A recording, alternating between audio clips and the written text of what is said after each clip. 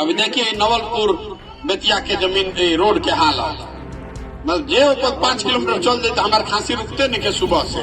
हम तो एक दिन चलता नहीं, समझे कि गांव के आदमी हो जा कैसे जिया ताड़ा बतावत नहीं। अरे हम रुकल रही तो कह के भैया 20% आदमी के टीबी हो गए।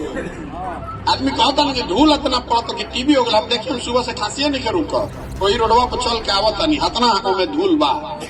अब 15 बरिस से बा काहे बा लोग बतावल कि जोगा पट्टी में नीतीश कुमार आये कौन जूता चप्पल उछाल दिला उनका मंच पर, वही गुस्सा में वो आदमी रोडवे नहीं बनने दे रहा। बताइए वाला इधर राजतंत्र से भी बुरा हालत है कि आप कोई जूता चप्पल चला दिलस, क्या कैलस ना कैलस कोई जानत नहीं है।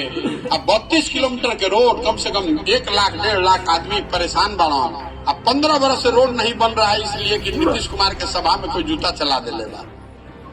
आदमी मर रहा बाया और वो सब देखते हो जो बगल में बा का दशा बा।